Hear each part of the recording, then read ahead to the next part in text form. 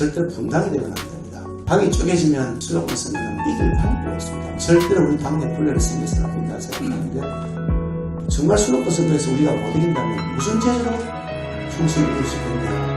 저는 그 점에 대해서 어느 누구도 의심할 여지가 없다고 생각합니다. 그럼 수도권 선거를 어떻게 이길 것이냐. 두말할 것도 없습니다. 너무나 간단합니다. 첫째로 일을 잘해야 됩니다. 우리 당이 일을 잘했다. 대통령이 일을 잘한다.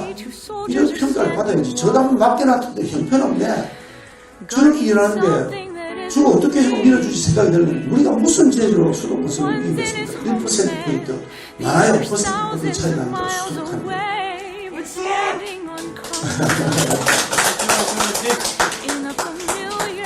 그래서 저는 일을 잘하는 여당이 되야 됩니다.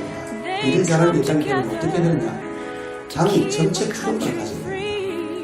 지금 행정부의 주도 당하는 형태로 가면 저는 절대로 민심에 부합하는 게 성공하기가 쉽지 않다고 생각합니다. 저는 행정부를 직접 겪어봤으니까 말씀드립니다.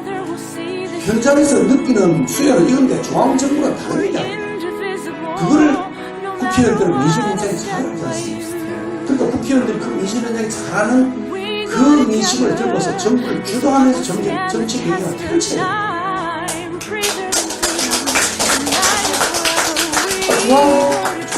중앙부처가 한 사람대로 계속 끌려가면 그 사람들은 편할 수가 있습니다. 그 사람들 입장에서는 했던 대로 하는 것이 편할 수도 있지 않습니까? 변화와 계획은 일이 많아지는 거 아닙니까?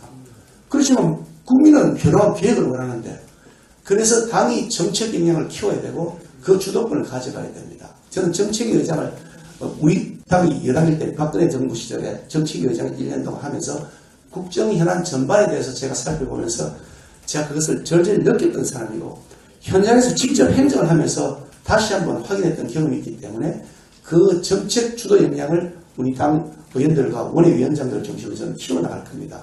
원외위원장 되시는 분들을 참여시키고 대표가 직접 주재하면서 그 회의를 끝까지 처음부터 끝까지 주재하면서 그분들에게 용기도 불어드리고 정보도 제공하고 민의도 수렴하고 그렇게 하면서 당이 정책 역량을 민의에 부합하는 방식으로 만들어 나가서 정부와 함께 그것을 공동보조를 맞춰 나가도록 된다.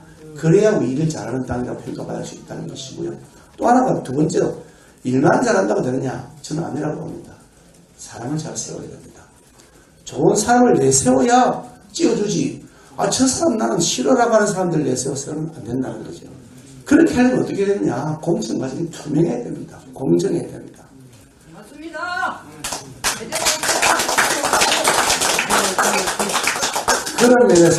그런 면에서 자신의 이익이나 어떤 사리사욕 없이 선당부사하겠다는 정신을 가진 사람이 지도자가 되면, 대표가 되면 그야말로 공정한 룰에 따라 사람을 골라야 될 것이다. 저는 그 점에 대해서 확실하게 약속드리고 싶습니다. 아마도 그 방식은 기본적으로 당연히 상향식 공천을 당연한 기본으로 엄격한 원칙으로 세워야 될 것이고요. 그 과정에서 도덕성 검증도 해야 될 것이고 여러 가지 평판도 들어야 되겠지만 기본적으로 당선 가능성이 가장 높은 주민들의 신망이 가장 높은 사람을 상향식 공천 방식으로 골라야 되는 것. 그것이 우리가 수도권 선거에서 이기는 전략이다. 이 두 가지를 갖춘다 그러면 나머지 사람들, 그점 하나가 더 있습니다. 또 세 번째 사람 참 중량을 빠뜨릴 뻔했는데 절대로 분당이 되면 안 됩니다. 당이 쪼개지면 수도권 선거는 이길 방법이 없습니다. 5%만 가져갖고 져버리지 않습니까? 그래서 저는 수도권 선거의 기본 요체가 일 잘하는 여당으로서 정책 주도권을 가지고 민심에 부합하는 정책을 펼쳐야 됩니다. 두 번째로 공천을 정말 민심에 부합하는 후보를 공정하게 뽑아내야 됩니다. 세 번째로 절대로 우리 당내 분열이 생겨서는 안 된다고 생각하는데, 그래서 제가 연대와 포용과 당편 이렇게 줄였더니 연포탕이 됐던데 연포탕이라고 그랬더니 또 어떤 분은 또 말장난 같다 그러시는데 너무 그렇게 희화해서 보실 건 아니고 그냥 입에 부르기 좋고 듣기 좋게 하는 말씀이니까 연대와 포용과 당편 그와 같은 모습으로 대통령을 만들어 가자. 제가 원내대표 1년 하면서 사실은 당내 똘똘 뭉쳐졌습니다.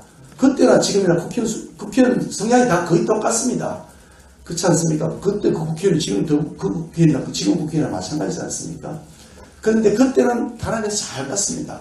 뭐 여러 가지 다른 개파들도 있고 그렇지만 그거 다 한 목소리가 돼서 갔습니다. 우리 누구보다 김일성 회장님께서 현장에서 잘 보셨다고 저는 말씀드리고 싶은데 그 힘을 다시 한번 모아가면 그러면 우리가 분열 안 된 모습으로 하나로 된 모습으로 내년 총선을 반드시 앞서고 이끌 수 있다는 생각을 말씀드립니다.